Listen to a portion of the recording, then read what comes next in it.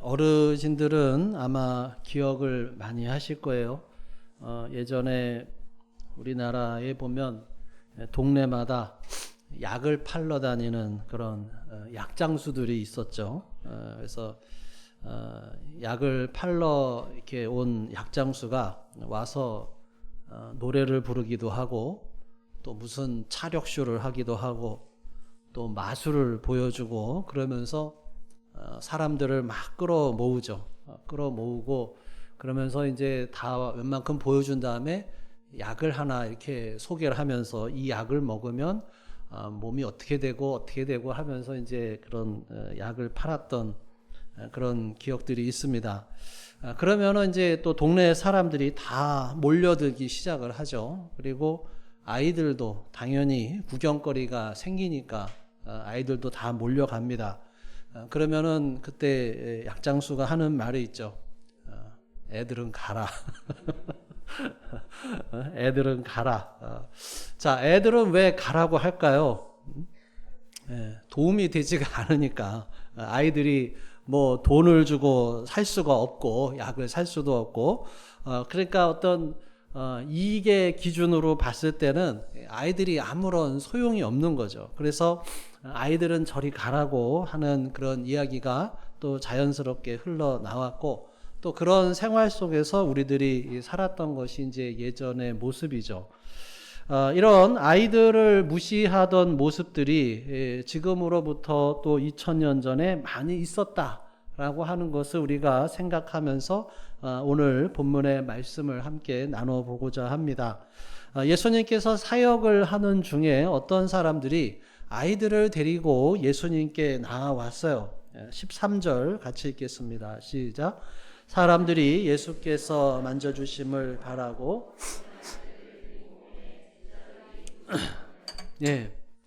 자, 이 부모님들의 생각은 이 아이들에게 예수님께서 축복해 주셨으면 좋겠다. 이 아이들에게 예수님께서 손을 얹고 복을 빌어 주시면 좋겠다. 그런 마음으로 예수님께 이 아이를 데리고 온 거죠. 그런데 그것을 본 제자들이 그 부모님들을 꾸짖고 아이들을 내어 쫓아버리려고 합니다. 애들은 가라는 거죠. 왜 그렇게 했을까? 아이들을 예수님께서 축복해주고 기도해준다고 하면 더 중요하다고 생각하는 다른 일들을 할 수가 없기 때문이죠.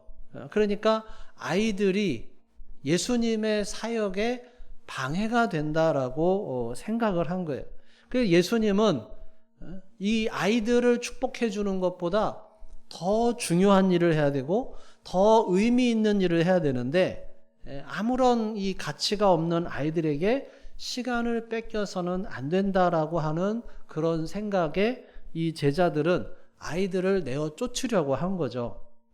자, 그런데 오늘 본문의 말씀을 보면 예수님께서 아이들을 쫓지 말고 그 아이들을 데려오라고 말씀을 하십니다. 자, 14절 같이 읽어보겠습니다. 시작. 예수께서 보시고 노하시어 이르시되 어린아이들이 내게 오는 것을 용납하고 금하지 말라. 하나님의 나라가 이런 자의 것이니라. 15절도 읽겠습니다. 시작. 내가 진실로 너희에게 이르노니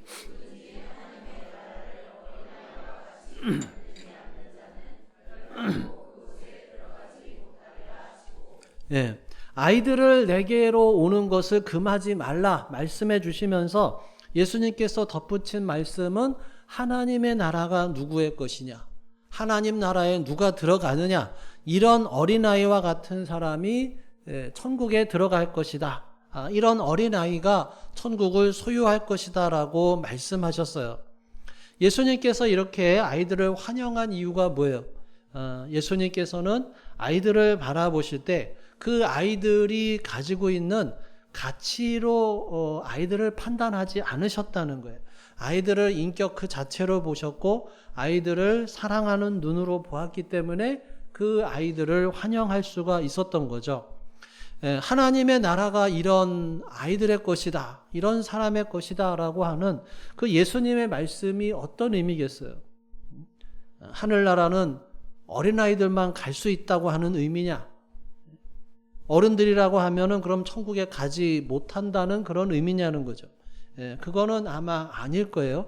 왜냐하면 아이들이라고 해서 또 다 순수하고 착하거나 이렇지는 않기 때문에 천국에 갈 수 있다는 그런 의미가 아니라, 사실 예수님께서 이런 말씀을 하신 이유는 하나님께서는 아무리 연약한 자라 할지라도 받아주신다라고 하는 것을 말씀하는 거죠.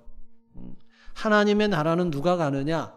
능력이 있고 뛰어나고 높은 성과를 낸 많은 사람들에게 그런 자랑할 만한 그런 위대한 사람들만 천국에 가는 것이 아니라, 아무런 힘이 없고 아무런 능력이 없어도 죄인과 같은 사람이라 할지라도 하나님께서는 그들을 귀하게 보시고 주님께서 받아주신다라고 하는 것을 강조하기 위해서 하나님의 나라는 어린아이의 것이다라고 말씀을 해주시는 것입니다. 여러분, 사람들은 무엇으로 우리를 평가하나요? 사람들은 보통 우리가 가진 것으로 평가를 해요. 우리가 얼마나 건강하냐로 평가를 해요. 얼마나 쓸모 있느냐로 우리를 평가합니다. 그래서 우리가 힘이 없어지고 또 나이가 많으면, 기운이 빠지면, 그러면 이제 내 인생은 끝난 건가? 내 인생은 아무런 가치가 없느냐? 이렇게 생각할 수가 있죠. 근데 하나님께서 우리를 보실 때는 어떻게 보시느냐? 네가 얼마나 많은 돈을 가지고 있냐? 네가 얼마나 많은 능력을 가지고 있냐? 얼마나 많은 공로를 세웠냐? 그것으로 우리를 판단하시는 것이 아니라, 하나님께서는 우리를 있는 그대로 사랑하시고 또 주님께서 우리를 받아주신다고 하는 그 사실을 믿을 수 있기를 간절히 바랍니다. 자, 예수님께서 이런 아이를, 어린아이와 같은 자를 하나님께서 받아주시고 천국이 이런 자의 것이다 라고 말씀하시는 것은, 하나님께서 우리들의 상황에도 불구하고 아무리 부족하다 할지라도 우리를 사랑하시고 받아주신다는 그런 의미죠. 그렇기 때문에 우리들 역시 사람들을 대할 때는 하나님의 관점으로 우리가 사람들을 바라봐야 할 줄로 믿습니다. 우리가 다른 이 세상 사람들이 우리를 바라보듯이 세상 사람들의 관점으로 저 사람이 얼마나 가치가 있느냐, 얼마나 능력이 있느냐로 바라보는 것이 아니라, 하나님의 마음으로 하나님께서 인정하시는 그 모습으로 우리가 회복되어야 한다는 거예요. 우리가 사람들을 어떻게 대해야 되느냐? 사람을 우리가 대할 때 하는 성경적인 관점이 있다면 그것이 뭐냐 하면, 하나님의 형상으로 지음받은 하나님의 자녀로 바라보는 것이죠. 하나님의 형상으로 지음받은 하나님의 자녀로 바라보는 것이 우리가 성경적인 관점에서 사람들을 바라보는 거예요. 그러니까 그 한 사람을 그 사람이 가지고 있는 능력 또 그런 모습으로 평가하는 것이 아니라, 그 겉모습으로 사람을 평가하는 것이 아니라, 하나님의 자녀라고 하는, 아주 소중한 사람이라고 하는 그 사실을 가지고 사람들을 대하라는 것이 성경의 가르침이다라고 하는 거예요. 아이들을 바라볼 때도 마찬가지죠. 아이들이 무엇이냐? 아이들이 힘이 없고 연약하고 아무런 기여도 할 수 없는 그런 존재로 보는 것이 아니라, 하나님의 자녀라고 하는 사실로 바라봐야 하는 거죠.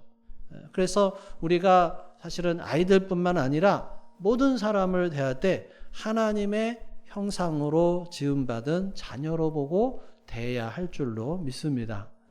우리 옆 사람 한번 바라보십시오. 한번 인사하시겠습니다. 하나님의 형상으로 지음을 받으셨군요. 우리가 옆 사람을 대할 때, 나와 함께 있는 사람들을 대할 때 어떻게 대해야 되느냐? 어린아이로 보는 것이 아니라, 힘이 없는 사람으로 보는 것이 아니라, 그 사람을 능력으로 보는 것이 아니라 하나님의 자녀로 바라보는 것이죠. 어떻게 바라봐야 되느냐? 하나님의 형상으로 바라본다는 것은 뭐예요? 예수님께서 이 안에 계시는구나. 내가 지금 예수님을 만나고 있구나 하는 그런 마음으로 바라보는 것입니다. 우리는 세상에서도 많은 사람을 만나게 됩니다. 우리가 또 식당을 가거나 또 가게에 들어가면 우리에게 어떤 서비스를 제공해주는 그런 사람들을 또 만나게 되죠. 그런 사람들을 만나게 될 때 우리가 무시하고 그들에게 갑질을 하는 게 아니라 저분도 하나님의 형상이 저 안에 있구나. 저분이 하나님의 형상이 저분 안에 있구나 하는 그런 마음으로 우리가 대해야 한다라고 하는 거예요. 또 요즘에는 외국인 노동자들도 많이 와 있죠. 그러면은 그들을 깔보고 무시하는 것이 아니라 그들을 존중해주고 또 인격적으로 잘 대해줘야 되죠. 또 나하고 정치적인 성향이 다른 사람이 있다 할지라도 싸우고 다투는 게 아니라 존중해 주는 거예요. 나하고 경쟁 관계에 있는 사람이든지 또 때로는 나를 힘들게 하고 나를 눈물 흘리게 하는 원수라 할지라도 심지어는 타 종교인이나 또는 이단이라 할지라도 우리가 그들의 의견에 동조할 수는 없지만 모두가 다 하나님의 형상으로 지음을 받은 하나님의 자녀들이다라고 하는 그런 관점을 가지고 바라봐야 할 줄로 믿습니다. 원수까지 사랑하라고 하신 주님의 음성에 귀를 기울이고 우리가 어린아이뿐만 아니라 세상의 모든 사람들을 그들이 가지고 있는 그런 능력이나 모습으로 판단하는 것이 아니라 차별하는 것이 아니라 그들을 사랑하고 존중하고 또 인격적으로 대하는 우리 모두가 다 될 수 있기를 간절히 바랍니다. 특별히 또 우리가 어린이 주일을 맞이해서 우리 어린 아이들 또 청소년들을 어떻게 대해야 할 것인가를 함께 생각해 봐야 하는데 우선 제일 중요한 것이 있다면 아이들을 우리가 인격적으로 존중해 줘야 하는 거죠. 아이들은 아무것도 모르고 능력도 없다.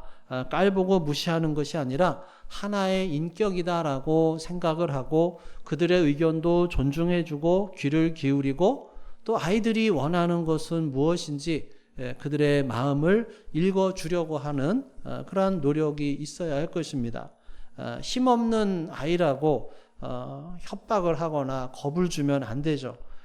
참 예전에는 보면은 왜 이렇게 애들한테 이렇게 겁을 많이 줬는지 모르겠어요. 아이들이 힘도 없다고 해서 또 능력이 없다고 해서 겁을 줘가면서 겁박을 해가면서 억지로 하기 싫음에도 불구하고 부모가 이렇게 주는 대로 무조건 따라오게 했던 그런 일들이 많이 있었는데 그러한 모습들을 내려놓고 또 아이들을 인격적으로 존중해주는 그런 모습으로 바뀌어야 갈 줄로 믿습니다. 또 우리가 어떤 말을 해줘야 될까요? 기왕이면 칭찬해주는 말을 해줘야겠죠. 참 예쁘구나, 사랑스럽구나, 뭐 필요한 게 없냐, 아이들을 위해서 아이들에게 좋은 방향으로 도와주는 그런 어른들이 되어야 할 것입니다. 에베소서 6장 4절 말씀에 보면 우리가 아까 성시교독에서도 읽었듯이 아비들아 너희 자녀를 노엽게 하지 말고 오직 주의 교훈과 훈계로 양육하라고 되어 있어요. 아이들을 슬프게 만들고 분노하게 만들고 억울하지만 힘이 없으니까 따라오게 만드는 그런 양육 방식을 우리가 계속해서 고수할 것이 아니라 그런 말씀을 보면 내가 하나님의 말씀대로 하지를 못했구나 라고 생각하면서 하나님의 말씀에 우리들의 삶을 바꿔 나가야 할 줄로 믿습니다.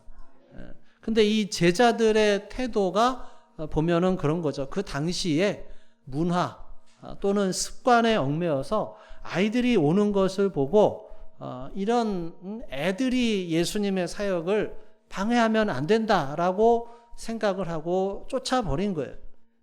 다른 사람들도 그 제자들이 잘했다라고 할 거예요.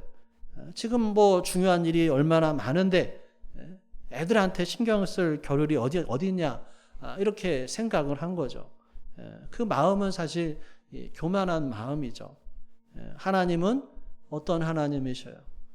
아무런 힘도 없고 연약한 자들을 불러주시고 안아주시는 그러한 은혜가 많으신 하나님이다라고 하는 것을 우리가 기억해야 합니다. 우리가 구원을 받게 된 것도 우리가 뭐 잘나서 된 게 아니잖아요. 주님께서 어린 아이들, 아무런 능력도 없고 아무런 기여도 할 수 있는 것도 없지만 그런 아이들을 사랑해 주시고 받아주셨기 때문에 우리와 같은 사람도 주님께서 받아주시는 거예요. 우리는 생각하는 것이 악하고 행동하는 것이 이기적이고 탐욕적이고 원수를 사랑하기는커녕 우리가 사랑해야 하는 사람마저도 사랑하지 못하는 너무나도 이기적인 인생들이 바로 우리들이에요. 우리들의 어떤 장점만 가지고 주님께서 우리를 받아주셨다고 한다면 어느 누구도 우리가 주님 앞에 나아갈 수가 없을 거예요.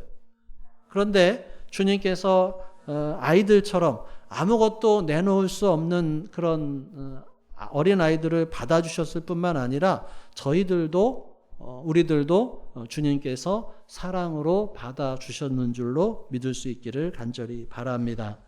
자, 마지막 16절 읽겠습니다. 시작. 그 어린 아이들을 안고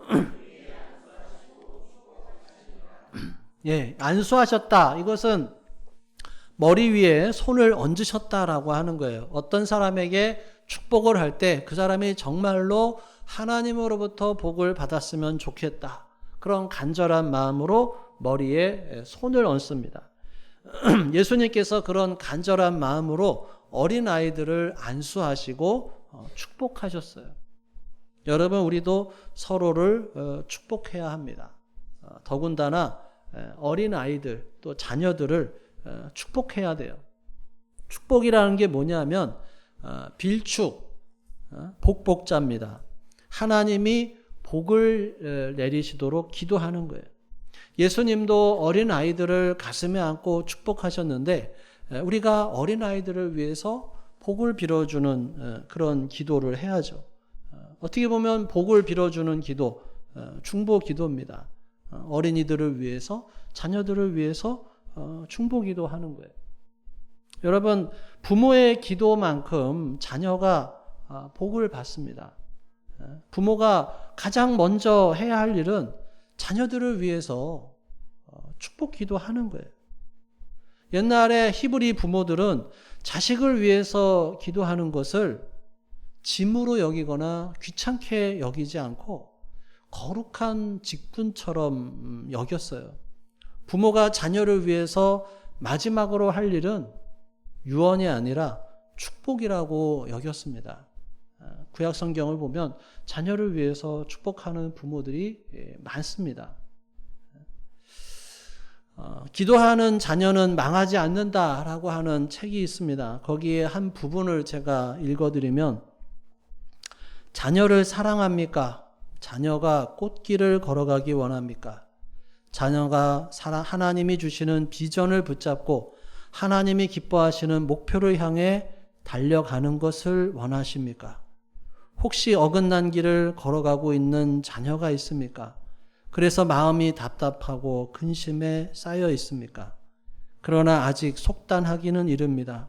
포기하기에는 자녀란 존재가 너무 소중합니다. 자녀를 위해서 해야 할 일이 있습니다. 다른 일은 못하더라도 이것만은 꼭 해야 하는 일입니다. 그것은 바로 자녀를 위해 기도의 최고의 기도봉을 정복하는 일입니다. 당신은 자녀를 위한 최고의 부모가 될 수 없을지도 모릅니다. 그러나 최고의 기도자는 될 수 있습니다. 은밀한 골방에서 흘리는 기도의 눈물은 절대 외면당하지 않습니다. 교회 한모퉁이에서 드리는 부모의 기도는 지금 하늘 보좌를 향해 올라가고 있습니다. 그러기에 자녀가 귀하면 귀한 만큼 자녀가 누릴 축복을 기대하며 기도에 힘을 쏟아야 합니다. 정말로 부모님들은 자녀들이 하나님이 기뻐하시는 자녀가 되도록 자녀를 위해서 간절히 기도해야 합니다. 시간을 내서 기도해야 돼요. 시간이 없으신가요? 시간을 쪼개서 기도해야 합니다. 이것이 부모들에 대한 예수님의 간절한 부탁이다라고 하는 거예요. 말씀을 정리합니다. 세상은 힘이 있고 성공하고 쓸모 있는 사람을 귀하게 여깁니다. 어린아이와 같이 연약하고 부족한 자들은 무시되거나 소외되기가 쉬워요. 그런데 우리 주님께서는 그렇게 보지 않으십니다. 아무것도 내세울 수 없는 아이들을 귀하게 여기시고 그들을 안아주시고 그들을 축복해 주셨어요. 천국은 그런 자들의 것이라는 거예요. 자기를 내세우지 않고 주님만 의지하는 겸손한 마음, 주님 앞에 순전하게 나아가는 어린아이 같은 믿음을 가진 사람들이에요.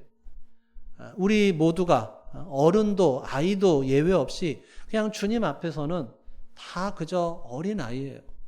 주님의 은혜 없이는 한 걸음도 나갈 수가 없는 존재입니다. 그렇기 때문에 우리는 날마다 주님 앞에 고백하는 거죠. 주님, 저는 아무것도 아닙니다. 주님의 사랑 없이 살 수가 없습니다. 어린아이처럼 주님 품 안에 안기기를 원합니다. 또한 오늘 어린이 주일을 맞이해서 우리에게 주시는 또 하나의 사명, 우리 자녀들 또 교회의 모든 어린아이들을 주님의 마음으로 사랑하고 축복하는 것입니다. 존중하고 귀하게 여기고 잔소리가 아니라 축복의 말과 기도로 그들을 세우는 것이죠. 부모가 자녀를 위해서 하는 기도는 결코 헛되지 않고 자녀의 앞날을 열고 그들의 걸음을 인도하는 하나님의 손길이 될 줄로 믿습니다. 다시 한번 우리가 이 시간에 우리를 어린아이처럼 받아주시고 끝까지 사랑해 주시는 주님 앞에 엎드리며 우리 자신을 주님께 맡기고 또 아이들을 비롯한 모든 연약한 사람들을 품고 또 복을 비는 중보자로 서는 우리 모두가 될 수 있기를 주님의 이름으로 축원합니다. 기도하겠습니다. 오늘 주신 말씀 생각하며 함께 기도하겠습니다. 오늘 나에게 주셨던 말씀은 무엇인지, 또 내가 붙잡아야 할 말씀은 무엇인지, 또 내가 삶 속에서 적용해야 할 하나님의 말씀은 무엇인지, 나는 아이들을 보며 또 사람들을 보며 어떤 기준으로 바라보고 있었는지 다시 한번 우리 마음속에 계시는 성령 하나님의 음성에 귀를 기울여 보겠습니다.